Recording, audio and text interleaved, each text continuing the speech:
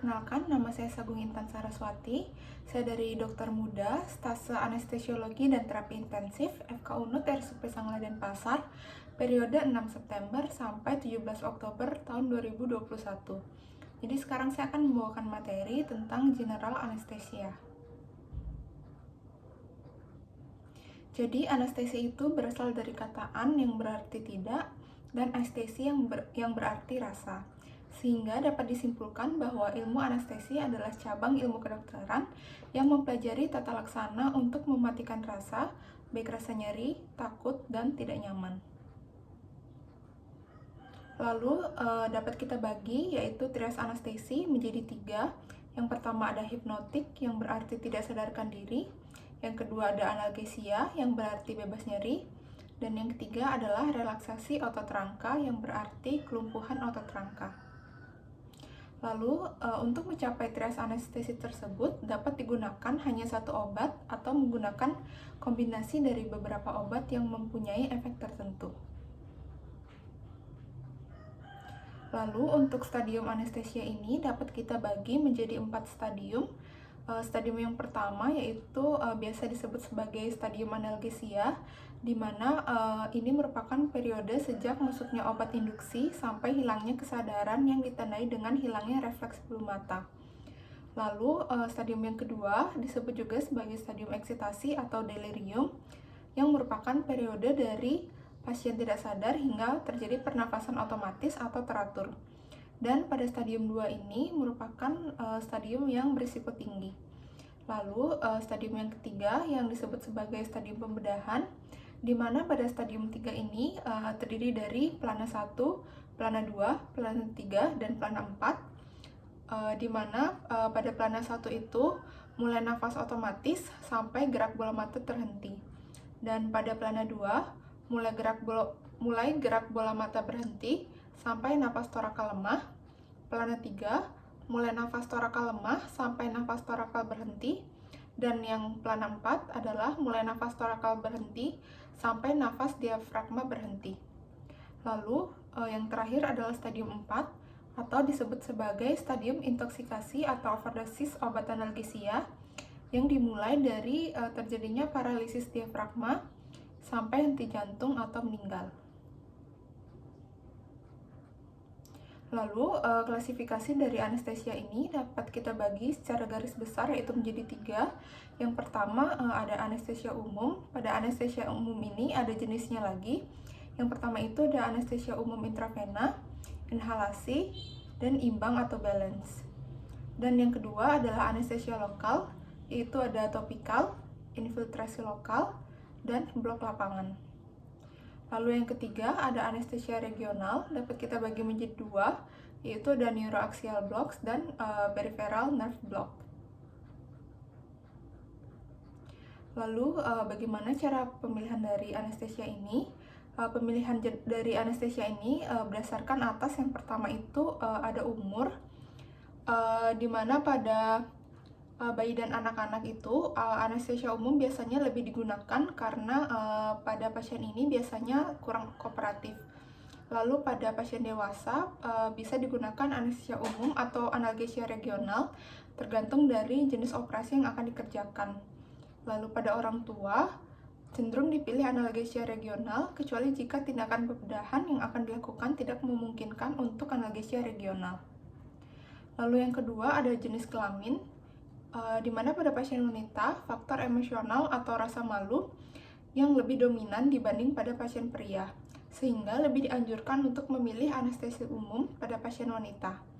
Apabila dilakukan analgesia regional, dianjurkan untuk memberi tambahan obat sedatif. Lalu yang ketiga ada status fisik, di mana keadaan fisik atau penyakit sistemik yang diderita oleh pasien. Karena hal tersebut, dapat terjadi interaksi antara penyakit sistemik atau pengobatan yang sedang dijalani dengan tindakan atau obat anestesia yang sedang digunakan. Lalu yang keempat, ada jenis operasi. Yang pertama ada lokasi operasi, di mana bila lokasi operasi berada pada daerah kepala leher, maka dipilih anestesia umum dengan fasilitas intubasi pipa endotrakea untuk mempertahankan jalan napas. Sedangkan untuk operasi di bagian abdominal bawah, anus, dan ekstremitas bawah dilakukan analgesia regional blok spinal. Lalu yang kedua ada posisi operasi, di mana pada posisi tengkurap harus dilakukan anestesia umum dengan fasilitas intubasi, endotrakea, dan nafas kendali. Yang ketiga ada manipulasi operasi, di mana pada operasi laparotomi dengan manipulasi intraabdominal yang luas dengan segala risikonya membutuhkan relaksasi lapangan operasi optimal, sehingga harus dilakukan anestesia umum dengan fasilitas intubasi, endotrakea, dan nafas kendali. Dan yang keempat ada durasi operasi, di mana pada operasi bedah syaraf yang berlangsung lama harus dilakukan anestesia umum dengan fasilitas intubasi, endotrakea, dan nafas kendali. Lalu yang kelima ada berdasarkan keterampilan operator dan peralatan yang dipakai. Yang keenam ada keterampilan pelaksanaan anestesi dan sarananya. Yang ketujuh ada berdasarkan dari status rumah sakit, di mana hal ini berkaitan dengan sumber daya manusia dan sarana. Dan yang terakhir adalah berdasarkan dari permintaan pasien itu sendiri. Lalu pada slide berikutnya saya akan membahas tentang anestesia umum atau general anesthesia. Jadi ada keunggulan dan kelemahan dari anestesia umum sendiri, di mana keunggulan yang pertama adalah pasien tidak sadar, lalu dapat mencegah ansietas selama prosedur medis berlangsung. Yang kedua, efek amnesia meniadakan memori buruk pasien yang diperoleh akibat ansietas dan berbagai kejadian intraoperatif yang mungkin memberikan trauma psikologis. Yang ketiga, memungkinkan dilakukannya prosedur yang memakan waktu yang lama. Dan yang keempat adalah memudahkan kontrol penuh ventilasi pada pasien. Lalu ada juga kelemahannya, yang pertama adalah sangat mempengaruhi fisiologi, sehingga hampir semua regulasi tubuh menjadi tumpul di bawah anestesia umum. Yang kedua, tidak dapat mendeteksi adanya gangguan pada sistem saraf pusat, misalnya terjadi perubahan kesadaran. Lalu yang ketiga, ada risiko komplikasi pasca bedahnya lebih besar. Dan yang keempat, memerlukan pemantauan yang lebih holistik dan rumit. Lalu jenis-jenisnya dari anestesia umum ini, yang pertama ada intravena, yaitu dilakukan dengan menyuntikkan obat anestesia parenteral langsung ke pembuluh darah vena. Yang kedua ada secara inhalasi, yaitu dengan memberikan kombinasi obat anestesia inhalasi yang berupa gas atau cairan yang mudah menguap melalui alat atau media anestesia langsung ke udara inspirasi. Yang ketiga adalah imbang atau balance, di mana merupakan teknik anestesia dengan menggunakan kombinasi obat-obatan, baik obat anestesia intravena maupun obat anestesia inhalasi atau kombinasi teknik anestesia umum dengan anestesia regional untuk mencapai trias anestesia secara optimal dan berimbang. Jadi saya akan lebih membahas lagi jenis-jenis obat anestesia yang lebih sering digunakan. Yang pertama adalah anestesia umum intravena. Jenis yang pertama itu ada tiopental, di mana tiopental ini termasuk ke golongan barbiturat dan memiliki sifat yang pertama, yaitu dia merupakan hipnotik yang sangat kuat, lalu induksinya cepat, lancar, dan tidak diikuti oleh eksitasi, pola respirasi tenang, tidak memiliki efek analgetik, tidak menimbulkan relaksasi otot, pemulihan cepat namun masih ada rasa ngantuk, efek samping mual dan muntah jarang dijumpai. Untuk dosis induksi pada konsentrasi 2,5% adalah 3-6 mg per kilogram berat badan yang diberikan secara perlahan-lahan yang dihabiskan dalam 30-60 detik. Lalu yang kedua ada propofol, di mana sifat dari propofol ini dia merupakan hipnotik, lalu tidak mempunyai efek analgetik ataupun relaksasi otot, dan memiliki mula kerja yang cepat. Pada suntikan propofol ini sering menyebabkan rasa nyeri, sehingga beberapa detik sebelumnya itu dapat diberikan lidocain 1 mg per kilogram berat badan yang diberikan secara intravena. Untuk dosis induksinya 2-2,5 mg per kilogram berat badan, di mana pada lansia dosis tersebut harus dikurangi dan pemakaian tidak dianjurkan pada anak di bawah 3 tahun dan pada wanita hamil. Lalu yang ketiga ada ketamin, yang memiliki sifat sebagai analgesik, anestetik, dan kotaleptik dengan kerja singkat, namun kurang disukai untuk induksi karena dapat menimbulkan efek samping seperti takikardi, hipertensi, hipersalivasi, nyeri kepala, dan pasca anestesia dapat menimbulkan mual muntah, serta pandangan kabur dan mimpi buruk.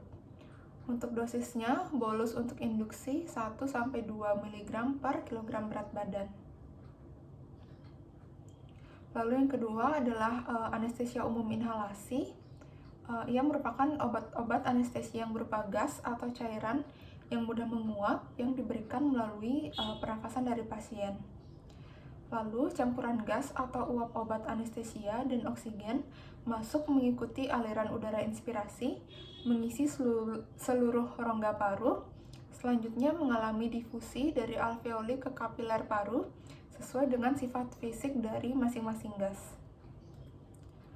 Lalu, konsentrasi minimal fraksi gas atau uap obat anestesia di dalam alveoli yang sudah menimbulkan efek analgesia pada pasien dipakai satuan potensi dari obat anestesia inhalasi tersebut yang kita sebut sebagai MAC atau minimal alveolar concentration. Di mana pada inhalasi ini dapat dibagi menjadi dua. Yang pertama ada non-halogenated gas, yaitu contohnya ada nitrous oxide. Yang kedua adalah halogenated hydrocarbon, contohnya ada halotan, enfluoran, isofluoran, desfluoran, dan sevofluoran. Lalu akan dibahas secara satu persatu. Yang pertama ada nitrous oxide, karakteristiknya yaitu merupakan gas yang tidak berwarna, tidak mudah terbakar, namun dapat membantu proses kebakaran akibat zat lain. Untuk penggunaan klinisnya, dalam praktek anestesia digunakan sebagai dasar dari anestesia umum, inhalasi, dan selalu dikombinasikan dengan oksigen dengan perbandingan 70 berbanding 30 untuk pasien normal, dan 60 berbanding 40 untuk pasien yang memerlukan tunjangan oksigen yang lebih banyak, atau 50 dibanding 50 untuk pasien yang berisiko tinggi. Dimana karena nitrous oxide ini hanya berkhasiat sebagai analgesia lemah, maka dalam penggunaannya selalu dikombinasikan dengan obat lain yang berkhasiat sesuai dengan target yang ingin dicapai. Yang kedua ada halotan, di mana karakteristik dari halotan ini yaitu berbentuk cairan tidak berwarna, berbau enak, tidak mudah terbakar, dan tidak mudah meledak meski dicampur dengan oksigen. Halotan ini diberikan dengan alat penguap atau vaporizer khusus halotan. Untuk penggunaan klinisnya, digunakan terutama sebagai komponen hipnotik dalam pemeliharaan anestesia umum. Di samping efek hipnotik, halotan juga mempunyai efek analgetik dan relaksasi otot ringan. Pada bayi dan anak-anak yang tidak kooperatif, halotan digunakan untuk induksi bersama-sama dengan nitrous oxide secara inhalasi. Yang selanjutnya ada enfluoran, di mana karakteristiknya yaitu merupakan anestesi inhalasi yang termasuk turunan ether, berbentuk cair, tidak berwarna, tidak iritatif, berbau agak harum, tidak eksplosif, lebih stabil dibandingkan halotan, dan induksi lebih cepat dibandingkan dengan halotan. Untuk mengubah cairan enfluoran menjadi uap, maka diperlukan alat penguap atau vaporizer khusus untuk enfluoran. Untuk penggunaan klinisnya, terutama digunakan sebagai komponen hipnotik dalam pemeliharaan anestesi umum. Di samping efek hipnotik, enfluoran juga mempunyai efek analgetik dan relaksasi otot ringan. Pada bayi dan anak-anak yang tidak kooperatif, baik digunakan untuk induksi bersama-sama dengan nitrous oxide. Namun, penggunaan akhir-akhir ini relatif jarang karena efeknya terhadap hati dan ginjal. Yang selanjutnya ada isofluoran, di mana memiliki karakteristik yang merupakan halogenasi dari ether, dikemas dalam bentuk cairan, tidak berwarna, dan tidak eksplosif. Bersifat iritatif terhadap jalan nafas, sehingga pada saat induksi inhalasi sering menimbulkan batuk. Dan untuk mengubah cairan isofluoran menjadi uap, maka diperlukan alat penguap atau vaporizer khusus untuk isofluran. Dan untuk penggunaan klinisnya digunakan terutama sebagai komponen hipnotik dalam pemeliharaan anestesi umum. Di samping efek hipnotik, isofluran juga memiliki efek analgetik dan relaksasi otot ringan dan merupakan anestesik pilihan dalam operasi bedah syaraf. Yang selanjutnya ada desfluran. Karakteristiknya yaitu merupakan halogenasi ether yang rumus bangun dan efek klinisnya sama dengan isofluran. Desfluran sangat mudah menguap dibandingkan dengan agen volatil lainnya. Dan sama juga seperti yang lainnya, desfluran ini memerlukan alat penguap khusus.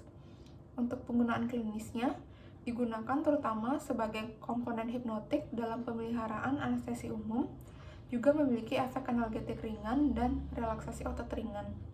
Bersifat iritatif sehingga dapat menimbulkan batuk, sesak nafas, atau bahkan spasme laring sehingga biasanya tidak digunakan untuk induksi. Lalu ada sevofluran. Karakteristiknya merupakan halogenasi ether dikemas dalam bentuk cairan, tidak berwarna, tidak eksplosif, tidak berbau, tidak iritatif sehingga baik untuk induksi inhalasi. Proses induksi dan pemulihannya paling cepat dari semua obat-obat inhalasi yang ada sampai saat ini. Untuk penggunaan kliniknya terutama digunakan sebagai komponen hipnotik dalam pemeliharaan anestesi umum. Juga memiliki efek analgesi dan relaksasi otot ringan, serta dapat digunakan untuk induksi pada bayi atau anak yang tidak kooperatif. Lalu saya akan membahas mengenai induksi dan rumatan dari anestesia, di mana induksi anestesia itu adalah suatu tindakan untuk membuat pasien dari sadar menjadi tidak sadar, sehingga memungkinkan dimulainya anestesia dan pembedahan. Lalu induksi ini dapat dikerjakan secara intravena, inhalasi, intramuskular, ataupun secara rektal. Setelah pasien tertidur, dapat langsung dilanjutkan dengan pemeliharaan anestesia sampai tindakan pembedahan selesai. Lalu, perlu juga diperhatikan sebelum memulai induksi, sebaiknya disiapkan peralatan dan obat-obatan yang diperlukan, sehingga seandainya terjadi keadaan yang gawat darurat, maka dapat diatasi dengan lebih cepat dan baik. Lalu dalam persiapan induksi ini kita perlu perhatikan yaitu ada namanya statics. Pada S itu adalah scope, yaitu ada stetoskop untuk mendengarkan suara paru dan jantung, dan ada laryngoskop juga. Yang untuk T itu adalah tubes, yaitu pipa trakea yang dipilih sesuai dengan usia dari pasien. Lalu A itu ada airway, yaitu pipa mulut faring atau pipa nasofaring, di mana pipa ini berfungsi untuk menahan lidah saat pasien tidak sadar untuk menjaga agar lidah tidak menyumbat jalan nafas. Lalu yang T itu ada tape, yaitu plester untuk fiksasi pipa agar tidak terdorong atau tercabut. Yang I itu ada introducer, yaitu mandrin atau stilet dari kawat yang dibungkus plastik yang mudah dibengkokkan untuk pemandu agar pipa trakea mudah dimasukkan. Lalu yang C ada konektor, yaitu penyambung antara pipa dan peralatan anestesia. Dan yang terakhir adalah S, yaitu suction, yaitu penyedot lendir, ludah, dan lain-lain. Lalu untuk rumatan anestesia, itu dapat dikerjakan secara intravena, inhalasi, ataupun campuran antara intravena dan inhalasi. Dan pada rumatan ini mengacu pada trias anestesia, yaitu tidur ringan atau hipnosis sekedar tidak sadar, analgesia cukup, yang diusahakan agar pasien selama di bedah itu tidak menimbulkan nyeri, dan relaksasi otot yang cukup. Baik, sekian materi yang dapat saya sampaikan. Mohon maaf bila terdapat kesalahan, dan semoga materi ini dapat bermanfaat bagi kita semua. Sekian dan terima kasih.